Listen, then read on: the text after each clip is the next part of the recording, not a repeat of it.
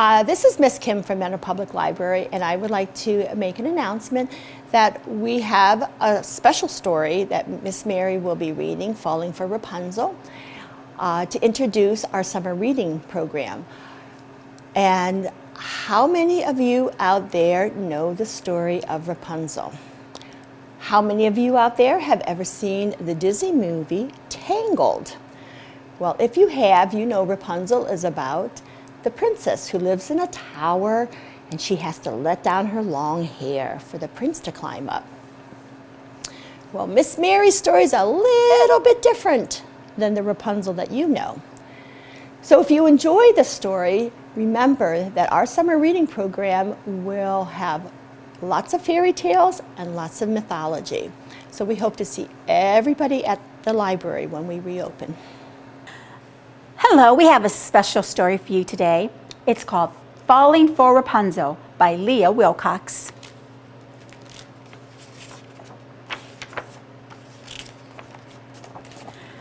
Once upon a bad hair day, a prince rode up Rapunzel's way. From up above he heard a whine. Upset her hair had lost its shine. He thought her crying was a plea and sallied forth to set her free.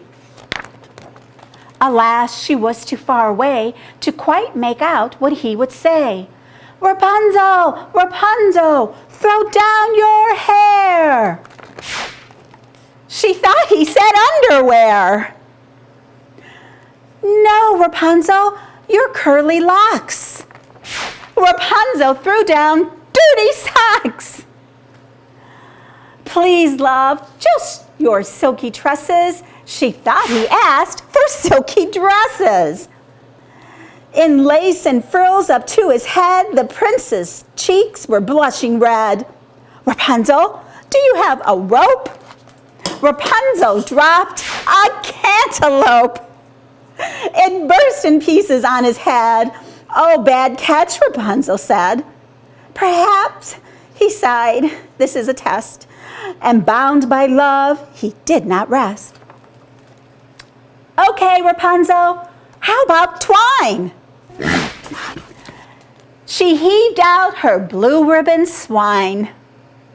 By now the prince was feeling hammered, not to mention less enamored. He growled up, do you have a ladder? Rapunzel tossed out pancake batter. It covered him from head to toe. She yelled, it's better cooked, you know.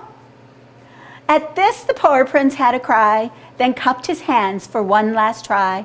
Rapunzel, Rapunzel, let down your braid. Confused, Rapunzel pushed out her maid.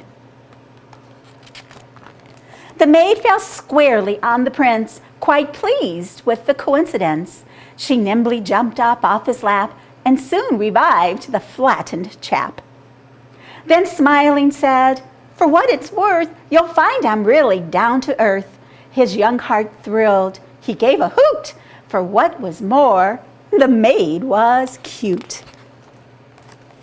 She set the prince upon his steed, then leapt behind him with graceful speed, and leaning close so he could hear, she whispered something in his ear. I fell for you when we first met. He nodded. How could I forget? Rapunzel watched them ride from sight. I'm glad I finally heard him right.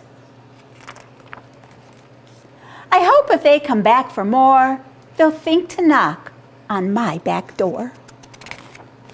The end.